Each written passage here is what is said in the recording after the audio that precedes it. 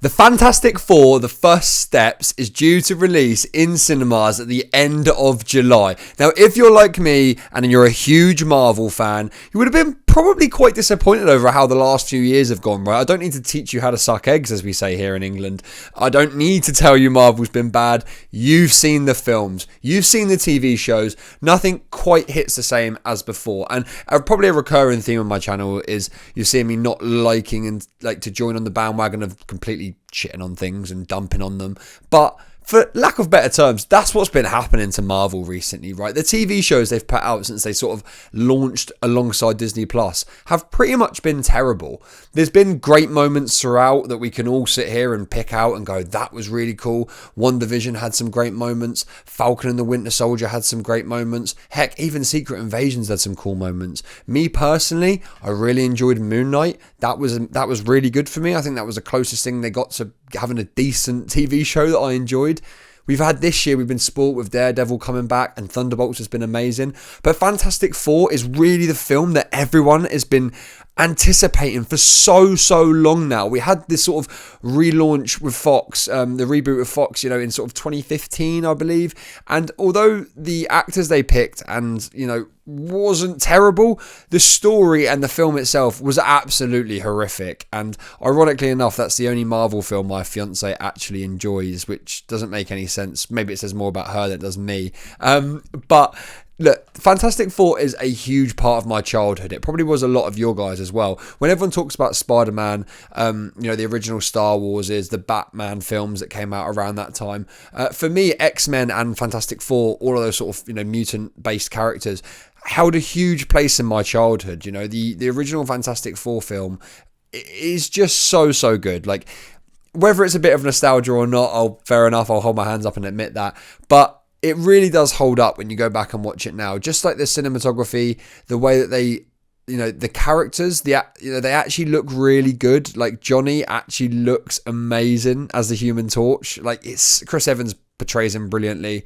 Reed's stretchy ability in that is really good. Sue is probably a little bit more simplistic and a bit boring. She's a bit of like a good looking character, someone a bit more of an eye candy character in those films, not her actual character. I felt like she didn't get as much to do, but her story was actually really good. And then you get Ben Grimm, which for me is my favourite character out of the four of them. Actually, that's probably not true. Maybe Johnny Storm is probably... It's hard between them two, but they are honestly standouts for me as some of my favourite superheroes. Now, what this video is really is trying to talk about how Marvel can bring the audiences back in with this film, right? I've just watched the trailer. It's currently the 4th of June today. They've just dropped, which will probably be the last major trailer that they drop. They may do one a little bit closer to the time, but if they do, it would just be reworked footage of what they've already released. They're clearly trying to hold off Galactus's design for the cinema itself, which I'm absolutely okay with. They've given us a Silver Surfer sort of teaser with a few shots. And by the way, were you guys around about a year ago, or maybe even less than that, when it was announced that the Silver Surfer was going to be a female?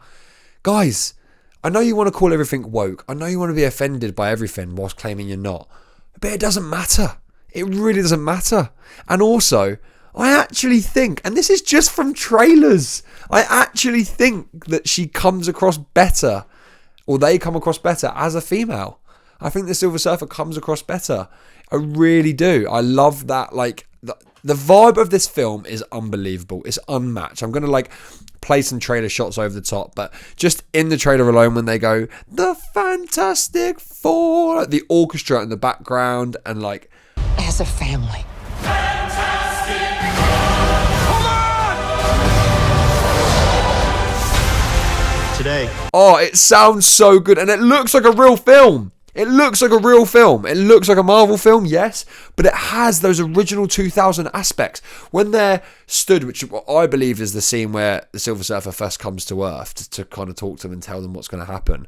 That scene where they kind of all get out the Fantastic Car and they speak to her and they're all just sort of looking up at her in the middle of what I can assume is some sort of Times Square. Maybe it is Times Square. The colours there, that just literally looks like the original 2004 Fantastic Four film. I think it's 2004. And I just, that for me is all I've wanted from a Marvel film. I actually really did like the colour that they done in Thunderbolts, but again, for me, it did lack a bit of saturation, a bit of colour. It makes sense why they done it. Sentry's character, the Void, all of that stuff makes sense to me. I get it. Doesn't mean that I have to love it. And I didn't really love it. So for me, Fantastic Four, bringing those colours back, the vibe of this as well, set in like what looks like somewhat the 60s, whilst having all this advanced technology in some areas, but some areas it's not advanced, like the cameras they use instead of the old school flashes. There we go. There's always something that interrupts me during my recording. But all the cameras have the old school flashes. Obviously, a lot of the cars look old school. A lot of the clothing is old school. But the technology, what they're doing, the stuff that Reed has access to, is very, very, very futuristic. And for me, there's two elements to this film that I'm really excited about. One, it's a great standalone film. I'm glad I don't know that. I haven't seen it. I'm hoping that it's a great standalone film. One that has its own legs. It doesn't need the world around it to support it. And for that, I think we just need a really good, rich story. I want to see Franklin Richards. The fact that he's being introduced is amazing. The synopsis of the story pretty much seems to be that Galactus is going to destroy the world. Silver Surfer's the agent that goes out and does it all. And from what I've read, Galactus strikes a deal that he'll take Franklin Richards, who's going to be one of the most powerful beings in the MCU, to spare their world. Now, who knows how that's going to play out, but that sounds like a pretty good story to me. And then the other aspect of it for me is how this does fit into the future of the MCU. And that is only like a 20% factor, by the way. I am not one of those people that think everything has to fall into this massive multiverse world. But I miss it how they used to do it. And if you can bring your memories back, if you're like me and you went to Iron Man 1, Captain America 1, Thor 1, Avengers 1, all of those films, they all subtly tied into each other. There was always little bits mentioned, or the odd character crossover, like Nick Fury would come into an Iron Man film and speak about this or that. There was always these little things that excited you and thought, oh wow, that's a reference to that. That's a reference. Will they ever actually meet? Oh my God, are they just references? That's what I'd be happy with. And I'd be happy with right at the end of the film, or maybe even post-credit scene, us seeing Doom or what the future Avengers films hold, because that is what we're going to get. I'm practically certain of it. There isn't another film coming out between now and Avengers Doomsday at the end of 2026, which is pretty much a 1.5 year gap, which is really insane. Marvel hasn't done that, even off the top of my head. Probably for like 10 years, maybe longer. I don't even know if they have had a gap that big. Don't get me wrong, they might fill it with a film in between. Spider-Man's still set to come out, but that's rumoured to be moved. Which again, I don't think will probably play much into Fantastic Four and the Doomsday in general. Anyway, they're kind of separate worlds right at the moment. So I think this film has a lot riding on it. It has a lot of potential, and at the moment, I'd say the general consensus is that everyone is really excited. But I just feel like everyone has nerves, right? I feel like everyone is kind of aware how much Marvel fucks things up and that they might do it again. And that this film might end up being a flop. And all of a sudden we're straight back to where we were a couple of years ago. And we've just got this now long, big wait with not much of a build-up towards the biggest Avengers film in 5, 6, 7 years. So I don't really know how to feel. I'm a little bit anxious. Like I said, I'm a little bit nervous. I'm really excited for this. I think it's going to be brilliant. It looks brilliant. Some of the online discourse, as always, is a little bit frustrating. But in general, I think that everyone's going to really enjoy this film and really look forward to it and talk about it for years, to a year or so to come at least, because films don't really have life much longer than that. I mean, look at Deadpool and Wolverine. Me and my friend were only saying the other day that was probably the most talked about film after Avengers and after No Way Home, for Marvel, and it's literally no one talks about it now. Everyone acts like it doesn't even exist. It's just crazy what's happened these days with blockbuster films, especially Marvel. Now, it's probably a different video in itself, and I'll talk about this one a little bit in the Thunderbolts video that's coming up in a couple of days. But I do really think Marvel needs this.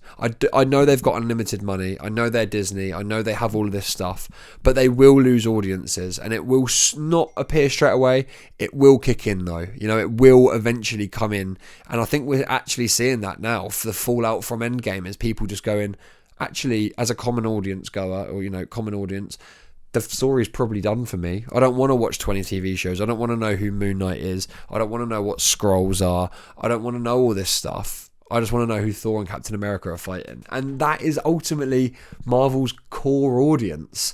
There are a lot of us nerds who love doing all the extra stuff, right? But ultimately, that is who it comes down to, who's important. And I think characters like Fantastic Four are so vital to that structure that actually, if they can get this right, they've set themselves up probably for at least another 5-6 years of success with probably a follow-up film from this, multiple Avengers films. It could be big. It could be really big. So get yourself to watch the trailer, guys. A new trailer's just come out. That's what this video has sparked over.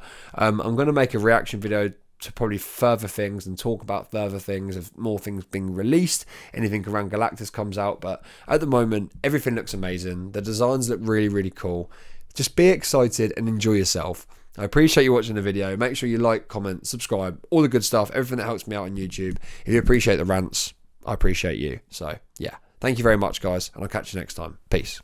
I finally knocked it off the list. List. The new spacesuits. I take back every single bad thing I've been saying about you. To myself. In private.